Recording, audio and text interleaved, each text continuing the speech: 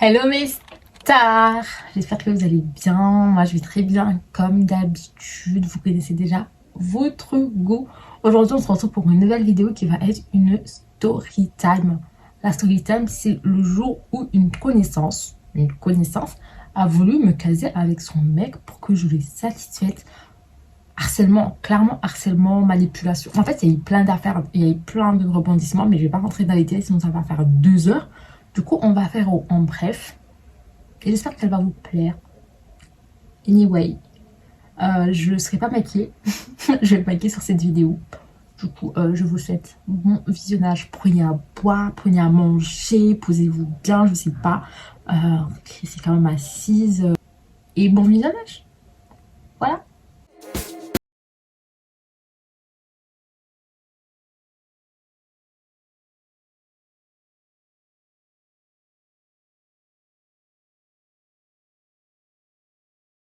4 ans. Et ça datait de l'époque où j'étais en totale dépression avec mon histoire avec Diablo. Du coup, c'était dans cette période-là, j'étais totalement en dépression, je me sentais seule, en mode j'avais plus d'amis en fait, hormis une amie, mais qui habitait du coup à Paris. Mais on se voyait pas tout le temps parce que de base, elle est à Londres et tout, et on va l'appeler Clara. Elle habitait à Londres. Et elle venait à Paris en fait pour voir sa famille et tout. Et franchement, je pense que c'est une des potes qui a été là du début à la fin. Du coup, je vous mets juste le contexte pour que vous puissiez comprendre. Du coup, à cette période, comme je vous le disais, j'étais en totale dépression, je me sentais toute seule et tout. Excusez-moi, je regarde un peu parce qu'il y a mon miroir, ok? Je me sentais totalement toute seule et dépressif. Chose qui est totalement normale après la période que je venais de passer en fait. Un jour comme ça, j'ai une connaissance, on va l'appeler Jessica. J'ai une connaissance à moi qui s'appelle Jessica qui habitait du coup dans une ville à côté, mais son mec en fait habitait dans la même ville que moi, mais moi je connaissais pas son mec et tout, genre je l'ai jamais connu ni d'Adam ni d'Ève, et son mec organisait une soirée chez lui. Ok, il faut savoir que son mec est propriétaire d'une maison. C'était une maison. Il était propriétaire. Et du coup, ma pote Jessica, en fait, elle habitait dans une ville à côté, mais elle venait souvent voir son mec, en fait, dans ma ville. Mais moi, je ne savais pas, et en sachant que son mec, il habitait depuis longtemps. Mais comme je vous dis, moi, j'avais déjà, j'avais un cercle d'amis, mais elle faisait pas partie de ce cercle d'amis-là. C'est une connaissance, genre, on se connaissait depuis Mayotte. Donc, ce qui se passe, c'est que elle était venue du coup dans ma ville et tout pendant un week-end et organisait, son mec organisait une soirée, on va dire ça comme ça. Et elle m'envoie un message et tout. J'avais mis un truc sur Snapchat en mode oh je galère, je déprime, des trucs comme ça. Du coup, elle répond à ma story et elle me dit oh c'était chaud et tout pour ne pas te sentir seule. Il y a mon gars qui organise une soirée, vas-y viens. Je lui dis, mais ce soir, elle était le matin. Je lui dis, ce soir et tout. Et là, elle me dit, ouais, franchement, c'était chaud et tout. Et si tu veux ramener une copine à toi, vas-y, tu peux venir et tout. Moi, je lui dis, bah écoute, toi, je te tiendrai au courant. Et du coup, moi, ce que je fais, c'est que je prends mon téléphone et je contacte ma pote Clara. Voilà, faut pas que j'oublie le nom que je lui ai donné. Je contacte ma pote Clara et tout, et je lui dis meuf, et tout, t'es chaud pour qu'on aille à une soirée ce soir ou pas? Et je lui précise bien que la soirée elle est dans ma ville et tout, pour qu'elle ne soit pas choquée. Et elle me dit oh meuf, mais je suis totalement chaud et tout, pourquoi pas? Je serai dans ta ville vers 22h, 23h. Je lui dis bah y a pas de problème. En sachant qu'elle faisait chemin depuis Paris, elle était venue pour des vacances du coup à Paris.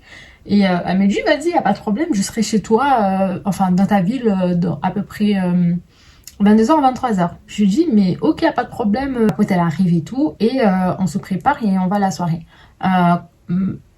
Jessica, elle m'avait donné l'adresse, mais nous, on savait pas c'était où exactement, vous voyez ou pas. Du coup, ce que je fais, c'est que quand on arrive, j'envoie un message à Jessica, et je lui demande c'est où exactement, parce qu'on est arrivé. Mais je sais pas où c'est, on n'arrivait pas à trouver la maison, il y avait trop de monde. On part à la soirée, on se rencontre, en fait il n'y a pas beaucoup de monde que ça.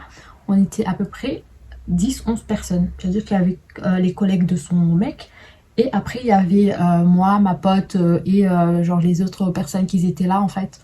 Sans plus, franchement il n'y avait pas beaucoup de monde. Et ce qui était bien c'est que bah, personne ne buvait, personne ne fumait, genre tout était tranquille.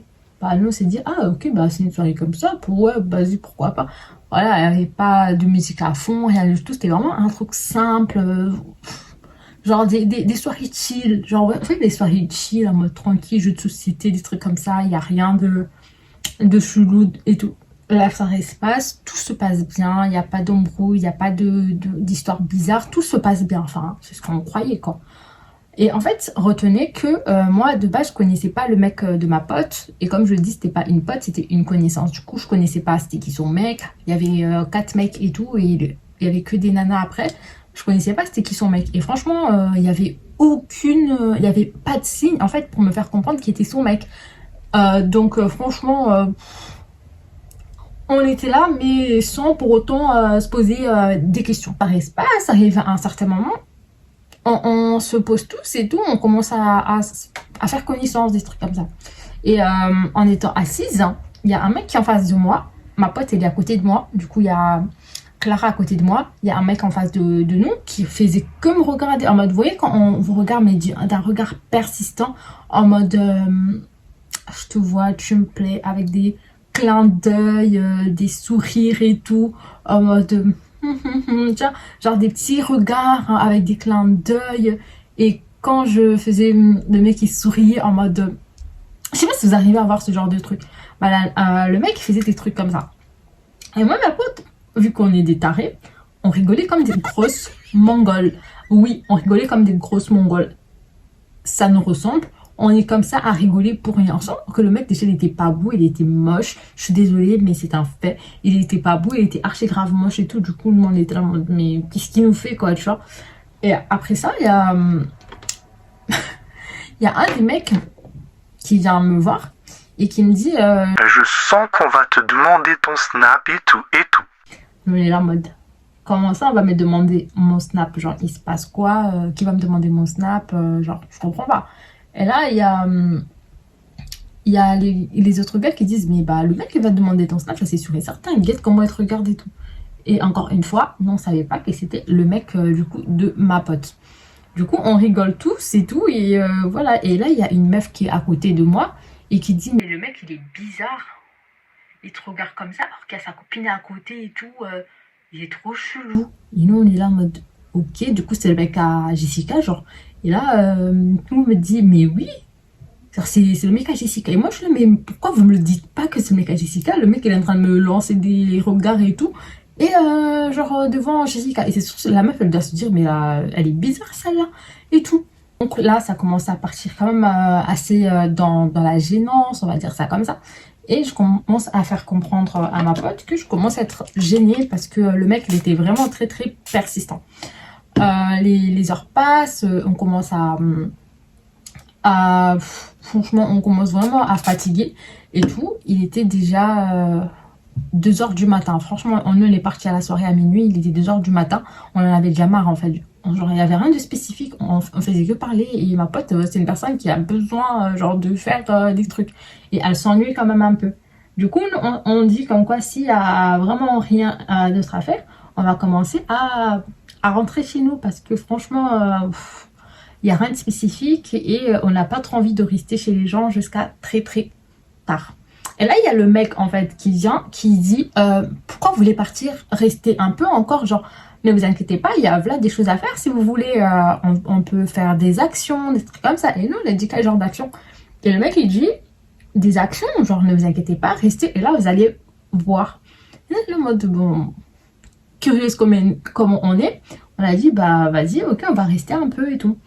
Et là, il y a le gars qui vient, qui se met à côté de moi, il met de la musique, il se met à côté de moi et tout, et il commence à me parler en me disant, ah putain, mais t'es trop belle, des trucs comme ça, pourquoi je t'ai pas connue avant de connaître ta pote et tout, tu me plais vraiment, tu dégages un charisme et tout, et ça me fait des effets, franchement, pour ne pas choquer les petites qui regardent mes vidéos et tout.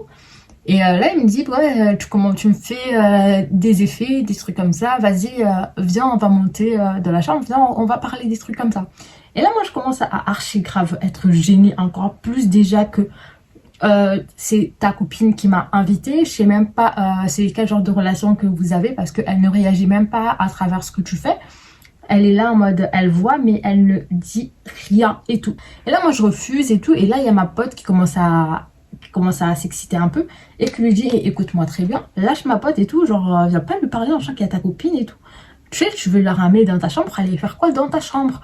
Et là, il y a le gars qui dit à ma pote, toi, je t'ai pas parlé, du coup, te mets pas de ça, en fait. Après ça, il me lâche un peu la veste et tout. Et quelques minutes après, il monte avec sa meuf et tout dans la chambre, genre ma pote Jessica. Et après, je vois ma pote, elle redescend en furie et elle vient me dire, vas-y, viens, faut que je te parle et tout. Moi, je pensais que c'était un truc important, genre un truc important de ouf, genre vraiment important de ouf. Et en fait, la nana, elle vient, elle me dit, c'est vrai que t'as dit à mon mec que tu n'avais pas envie de monter dans la chambre avec lui et tout. Je dis, mais oui, genre c'est une question de logique, pourquoi tu me dis ça? Il me dit, bah moi je te dis d'y aller et tout, vas-y, parce qu'il a envie de toi, clairement, genre en mode, elle me sort ça, en mode, mais vas-y, il a envie de toi, mais clairement, perso, si tu vois que t'es gêné, demain tu reviens, je vous laisse l'appartement et après je me casse et tout, je vous laisse ensemble. Et moi je suis là en mode, what the fuck? Ça va? Et là, je suis toute gênée, genre, je sais pas si vous vous rendez compte, mais en fait, j'étais oh, j'étais vraiment choquée. Et ce que je fais, c'est que je vais aller voir ma pote Clara et tout, et je lui raconte la dinguerie qui vient de m'arriver. Je lui dis, wesh meuf, il y a la meuf là qui vient de me dire ça, comme quoi que j'allais voir son mec. Et même si je vois comme quoi je suis gênée, le fait de faire avec son mec genre des bails bizarres là, je reviens demain pour satisfaire son mec. Parce que clairement c'était ça en fait, genre satisfaire son mec. Et ma pote elle est tellement expressive, du coup elle a regardé, elle a foudroyé du regard. Et elle m'a dit, mais ouais, je viens, on se casse, genre c'est trop bizarre, et viens, on se casse et tout. Et du coup, on a dit, ouais, vas-y, on est fatigué, du coup, on va commencer à rentrer chez nous. Non, on pensait que l'affaire elle allait s'arrêter à là. Bah non. Le lendemain, en fait, je reçois un message. Le message, en fait, c'est ma pote, Jessica, la meuf du gars, qui m'envoie un message sur Snapchat et qui me demande si, genre, je suis disponible. Je dis, bah là, je ne fais rien et tout. Je suis avec ma pote et je pense qu'on va commencer à sortir un peu pour aller prendre l'air. Et là, elle me dit, est-ce que ça te tente de venir à la maison pour être avec, on va l'appeler comment, le monsieur, en fait, avec Jason, voilà. Est-ce que ça te dit de venir et tout et être avec Jason parce que là, depuis hier, il me fait des crises et tout, comme quoi il a envie de toi, et il veut pas lâcher la grappe et tout. Et du coup, moi, s'il est comme ça, je peux rien faire et tout, et ça commence à m'énerver à chaque fois avec ces crises comme ça. Et là, quand elle me dit à chaque fois avec ces crises comme ça, c'est là où moi, ma pote, on s'est dit, mais en fait, le mec, c'est pas comme si c'était la première fois, du coup. En fait, c'est pas la première fois qu'il fait des trucs comme ça. C'est-à-dire qu'il a l'habitude de faire des bails bizarres, en fait. Mais non. Et je vous ai pas dit, il est quand même d'origine mahorais. Pour vous, le mec. Il est mahorais. Là, moi, ma pote, on est totalement dépassé par les événements, quoi. Franchement, on est dépassé et j'ai commencé à dire à la meuf comme quoi non, ça ne m'intéressait pas et que c'était dégueulasse de faire des trucs comme ça et qu'elle devait commencer à se remettre en question parce que le mec ne la méritait pas. Parce qu'avec les trucs comme ça, elle mérite vraiment mieux et même si elle-même, elle est au courant de ce que son mec fait, elle devrait partir parce que ça manque de respect.